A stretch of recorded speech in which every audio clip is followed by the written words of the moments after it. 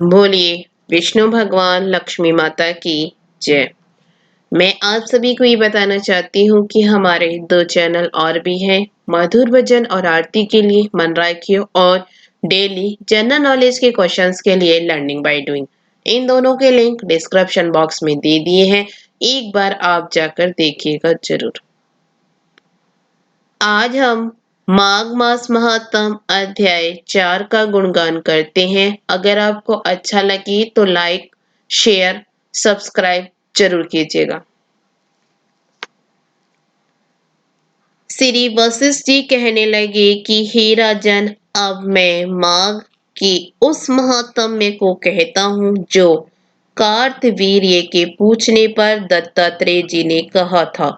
जिस समय साक्षात विष्णु के रूप श्री दत्तात्रेय जी सत्य पर्वत पर रहते थे, तब महिष्मति के राजा सहस्त्रार्जुन ने उनसे पूछा कि हे योनियों में श्रेष्ठ दत्तात्रेय जी, मैंने सब धर्म सुने, अब आप कृपा करके मुझे माघ मास का महात्म्य कहिए। तब दत्तात्रेय जी बोले, जो नारद जी से ब्रह्मा जी से कहा था वही माघ महात्म्य मैं तुमसे कहता हूँ।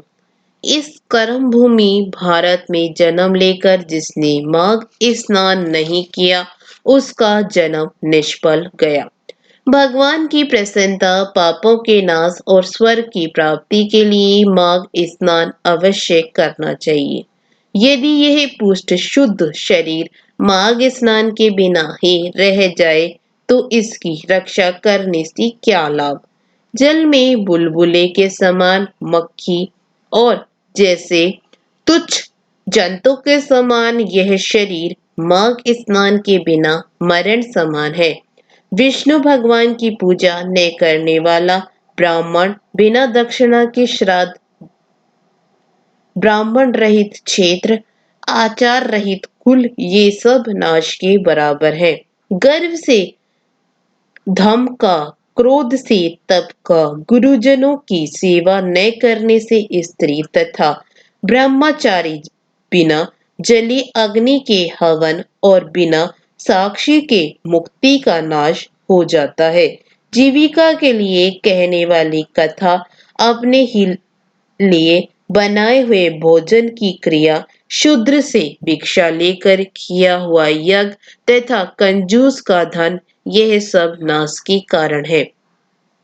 बिना अभ्यास और आलस्य वाली विद्या, असत्यवाणी, विरोध करने वाला राजा, जीविका के लिए तीर्थ यात्रा, जीविका के लिए व्रत, संदेह युक्त मंत्र का जप, व्यग्रचित होकर जप करना, वेद न जानने वाले को दान देना, संसार में नास्तिक मत ग्रहण करना, श्रद्धा बिना धार्मिक क्रिया, यह सब व्यर्थ है।